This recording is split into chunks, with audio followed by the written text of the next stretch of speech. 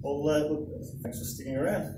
It's certainly my pleasure to give you a bit of an update on what we've been doing, certainly reflect on what we've done in the last 12 months, and also look at what we've got facing us in the near term. So we'll run through a little bit of a slide deck on that and hopefully give you a decent appreciation for what we're up to. Before I get into that, though, I'd just like to, as Stephen did, acknowledge a few people, certainly the board and especially Stephen as the chairman for their support and direction throughout the year. We have gone through some pretty substantive decisions this year, and given those due consideration, and I think we've made some great steps to turning this into a real mining business. I'd also like to thank my executive management team, the Heron employees, and also some of our key service providers. This high year has been probably typified by waiting to get started or hinging on the financing. We did get that done and received the first tranche, or received the equity, majority of the equity in September, and that allowed us to get started. So we're a couple of months in on the activity on site. For those of you that came in earlier, may have seen the video of the earthworks on site. I'll replay it again at the end if you want to hang around and look at it. It's basically a week old. It's the earth moving contractor's got a fleet of 40 pieces of kit on site. It's a little bit like poetry in motion watching it. It's great to see us on the ground and actually getting started. So look, in terms of the effort that's gone in from the employees, been very pleased, been very proud of what we've been able to achieve in a short space of time. Stephen mentioned about the financing process. It wasn't an easy process for us. It's a relatively complex structure. It took us far longer to get it completed than what we anticipated, but I think it's certainly worth the wait.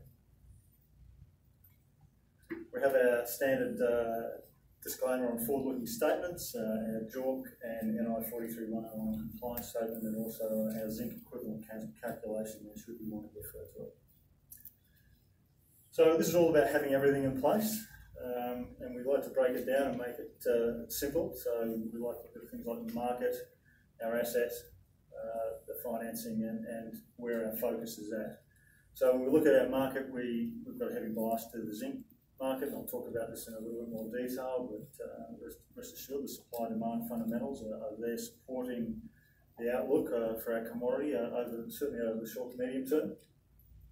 Our asset, Woodlawn, high-grade deposit, high-quality deposit, biased to zinc, but also good credits from copper, lead, silver and gold.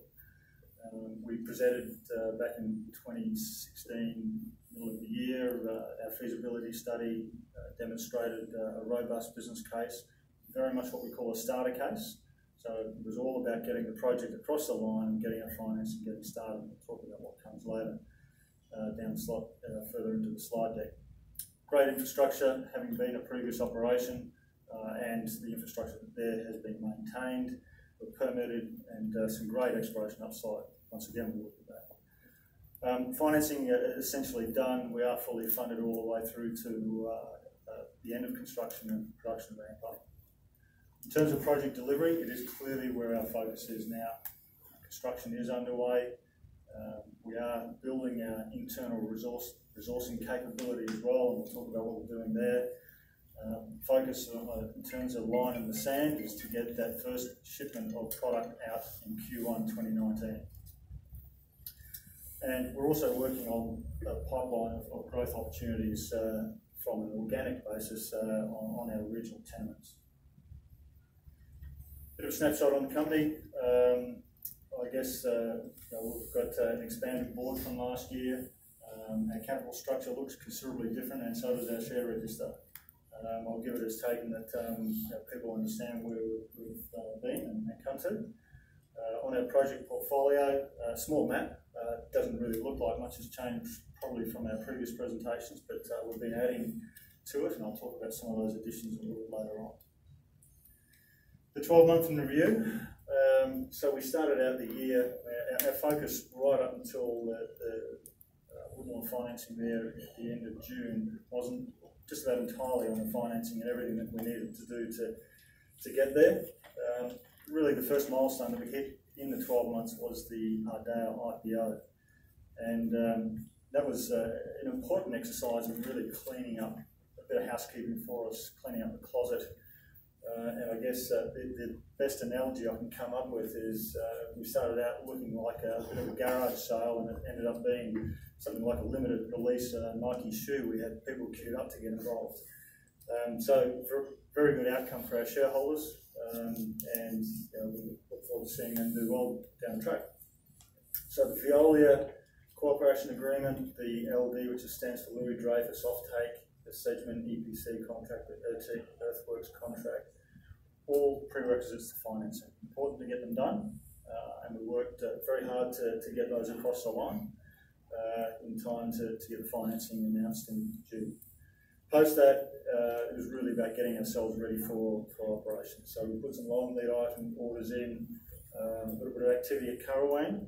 So this is developing our growth pipeline. So some interesting results came out of Currawang, some drilling we did there. We closed the equity financing in the start of September. A week later, we had the earth moving gear on site and operating. Post that, we've seen some resources come out of G2 area, and we'll have a look at those shortly. And just recently, we've acquired more ground at Purewood, which is quite exciting in its own right.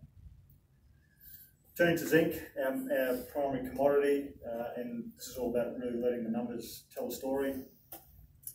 A reflection roughly on 12 months here, we've seen the price increase by about 11% over 12 months, but that's on the back of the previous 12 months, it increased 54%. So we haven't seen this quick run up and taper off, as we have seen in some other commodities in the last 12 months.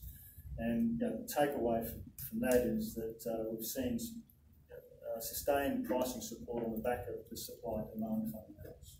So the market is physically there to support it. Zinc stocks, we've seen a dramatic reduction in the exchange stocks, both on the LME and the Shanghai, down 47% over the 12-month period. And I've got some additional numbers there, supply being less than consumption on the forecasts for this full year and 2018. So some numbers there provided by the International Lead Zinc Study Group and also other notable forecasters. Quite a variance in the numbers. You'll quickly realise that the numbers on the right of 700,000 tonnes this year and 500,000 tonnes next year, the equation just simply doesn't work with the reported stocks around the place, and that's because there will be some reduction in off-market stocks, an expected reduction. But certainly, the takeaway there is it sets the basis for ongoing strength in the zinc market, with basically the fact that we're unable to globally keep up with the requirements of the consumption. So, good space to be. It is coming to fruition, I guess, a position that we took some time ago to get involved in zinc. It's taken a little bit longer to come to bear, but it's certainly here. So we normally put this chart up. The green shaded areas are the drawdown in the LME, the lighter green, and the dark green, the Shanghai stocks. You see from 2013, so roughly a 5-year period, come down from 1.5 million tonnes down to somewhere in the order of about 300,000 tonnes. And that downward trend has continued. Prices have reacted both in US dollars per tonne, the grey, and the Aussie dollar per tonne in the red, to the fact that it is now starting to become harder to get hold of the metal. Tech has provided some commentary recently in September about the market, their views on it. I mean, these guys are significant in the zinc space, got a good handle on what's going on. We'd like to think they do. And I guess their takeaways there is mine production growth is not likely going to keep up with metal demand. 4.3 million tonnes of additional zinc required to 2025. To give you some perspective on that, that's 110 woodlines. That's a lot of mines.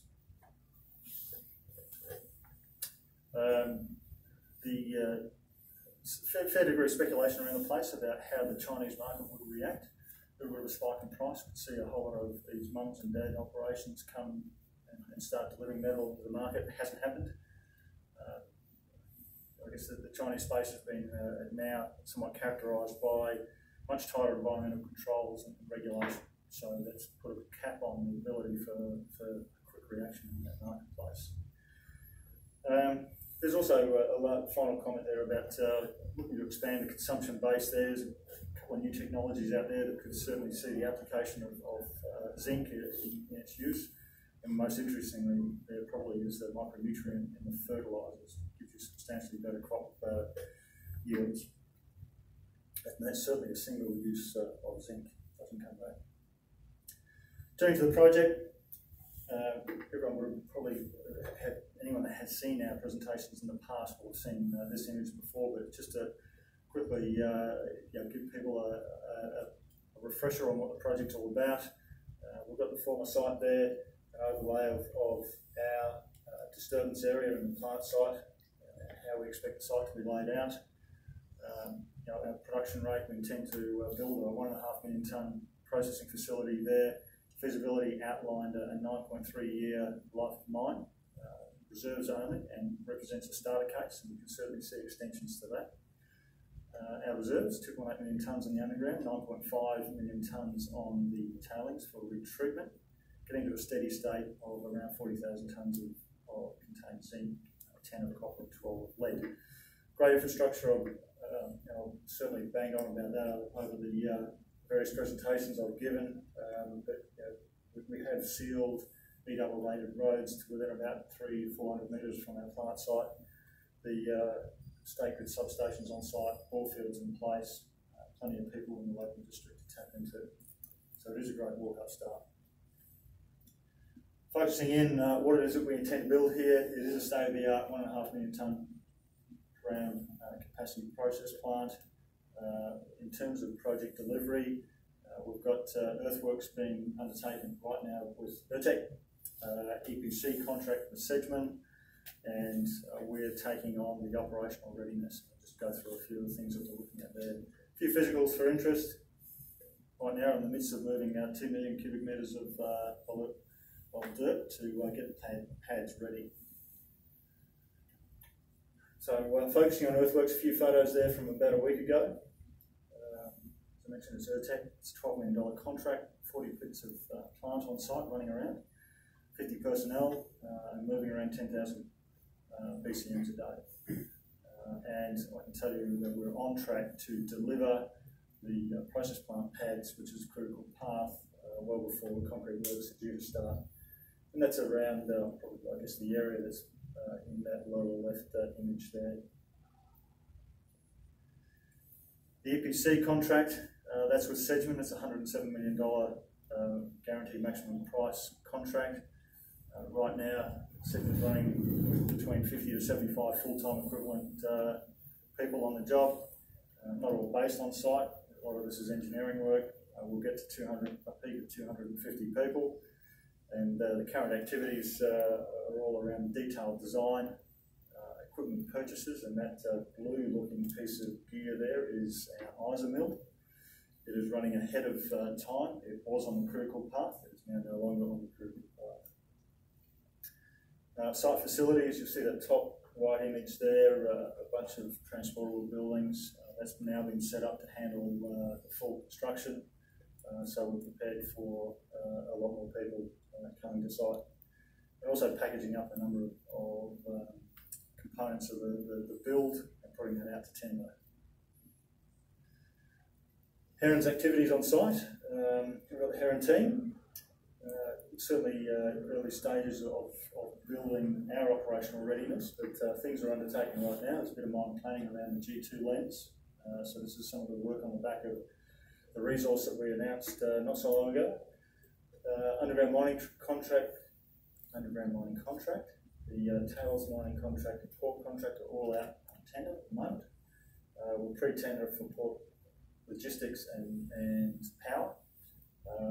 We're running a bunch of what you consider to be sort of compliance activities, environmental monitoring, statutory reporting, a number of management plans. These are all requirements of any operation, and we're ticking the boxes on those things as we speak.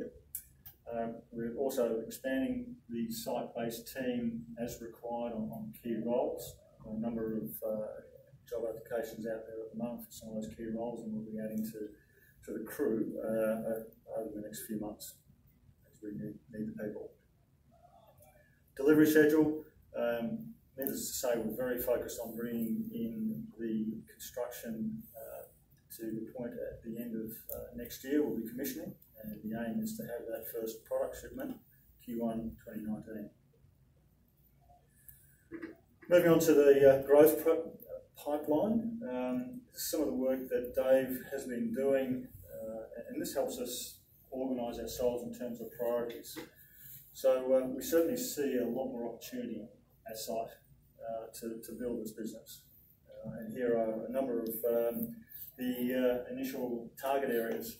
So what we have here is a chart that on the left-hand side you've got a scale of likelihood, and on the bottom X scale potential value. And really what you're looking for are those things that will deliver additional value to your bottom line will end up being in that, hopefully in that top right. So big value, high likelihood. We've got a couple of reasonable circles there. So with DI extensions, Kate extension and B extension, they're all in mine opportunities. So it's what you probably call a low-hanging fruit, because we'll already be there. Peelwood, Currawang are two notable prospects. We'll talk about those separately, but they certainly present themselves as viable satellite production opportunities for us. And a scattering of others there, which probably require some attention at some point, but certainly not high on our priority list at the moment. So just representing some of those balls in a regional scale map. So priority one is certainly focusing on in-mine potential. And that's the G lens, which we've done some work on recently, D lens, Lisa lens, next cabs off the rank, and also other extensional positions. Followed behind that is the regional prospects, and we've been doing some work at Currawang, which we've put some notes out on, some regional intercepts there, which certainly gives us some encouragement. Then we've got 2A, Peelwood. The reason it's listed as 2A, it was previously listed as number 5. It's a bit of a rising star, and we'll get to why that is shortly, but that's certainly changed in the list of rankings. Then behind that, we're at Crosby. We'll be out at Crosby doing some rape drilling later in December. So we'll be quite interested to see what that turns up. And then Beetlebane, the next one behind it. So looking in mine, this is, I guess, best described as immediate value add. It's basically at our fingertips when we get underground and start accessing the existing underground reserves. These are the areas that will be easy to get hold of. In most cases, the existing capital development will provide access to them, so they actually become quite cheap to access. Following G2, which we've sort of got to the logical conclusion on for the immediate time, we'll be turning to D lens and Lisa lens, the other purple areas on the left-hand side there. So still quite high up in the mine. And that's basically how we will approach testing these things, is progressively working our way down the mine, starting at the top first, because that's the areas we'll access first. Bottom line here is there is significant untapped potential still that remains in mine, and we're working our way through it. G2, that was the task for this year. We announced a new resource on that, so an indicated resource of 139,000 tonnes and inferred resource of 58. This is the first mineralisation we get to, so it appears right at the very front end of our underground mine plan. So it certainly didn't appear in the feasibility study reserves case. So we're just going through the process now, wrapping some mine designs around that, so we should get a sense of what physical tonnage we can pull to the plan. We've met test work to do on it. We want to understand this area quite well, given that it is the first ore that will deliver, first underground hard rock ore that will deliver to the plant. It tends to have a bit of a higher precious metal signature, so we'd like to understand where that's actually going to report to. Still certainly some expansion potential on this, but we've done what we think we need to for the immediate term. So stepping away from the mine and looking regionally, tenure here now is a bit over 1,000 square kilometres. The previous release would have said about 975. So we've added a couple of tenements up at Peelwood. Once again, we'll talk about that, but that I guess described as being we've acquired a forgotten project. It's went off someone's radar, and Dave and Alexander were quickly onto the mark to peg it down. One thing we like about the regional tenements here, certainly there is history of satellite production, so we know it has happened in the past. Every chance for it to happen in the future, given some good exploration work. So Currawang, we put 5 holes in a Currawang. We came up with a couple of basic sulphide hits there, 6.4 metres at 14.6% zinc equivalent, so a very nice intercept. And further down hole, nearly 3 metres at 3% copper, so another nice intercept. We've just had a downhole EM survey on this, and we're just in the process of processing those results. So this prospect produced 500,000 tonnes for the operation previously, high grade, and it's a key driver for why we're back there. Peelwood, this is one that's changed for us in the last few weeks. We're about 100 kilometres from site, so we're getting to the outer limits of what we look at from a trucking perspective, so bringing material back to the lawn to treat. 2 new ELs there, they're the hatched areas in the upper part of the image. They cover the John Fardy and Peelwood mines, and this is what I'll be describing as forgotten assets. They were held by a company called Ballamara. They had previously completed JORC compliant resources on them. There was a reserve statement on them. There was also some project studies in support of a standalone development. We can't put those sort of numbers out at the moment because we need to go through a validation process. What I can tell you is there's a couple of drill hole results there which certainly underpin why we're particularly interested. So you've got 8.4 metres there. The zinc grade alone was 23.5%, with good copper and lead and silver. 6.1 metres at 22.7% zinc, and some good copper and lead. So really nice intercepts. So very encouraged by this particular area, and given the fact that there are, I guess we've yet to validate, but previous resources here have certainly moved this prospect up the priority list. Another image, so we've lifted that image on the left from one of the Ballamara ASX releases. It sort of shows what they had envisaged as a standalone operation. We'll be clearly trying to work off the back of that work that they completed, where we think it is of sufficient quality, and taking a look at what we think we can do it ourselves, with the primary aim of getting material back to the laundry tree. But it's great walk-up start in terms of a prospect, an advanced prospect to continue on with. So we get to a bit of a summary. So look, I've talked about the zinc space. It is a good commodity market to be in. Certainly got all the right fundamentals to see ongoing price support. We like Woodlawn because of the fact that it is high grade, it's a high quality deposit, plenty of potential there, and a good business case. Very focused on making sure that we deliver this project. It's all happening now, and we're watching progress very, very carefully. And the fact that we're financed all the way through to commercial production certainly takes some of the heat off to actually getting to that end point. So the bottom line there is we are still one of the very few new zinc companies that is basically in development and financed all the way through to first production, with a backdrop of a very strong commodity price over that period. So look, that's the presentation in a nutshell. I'm more than happy to take some questions, and as soon as we get through that, I'll put the video back up.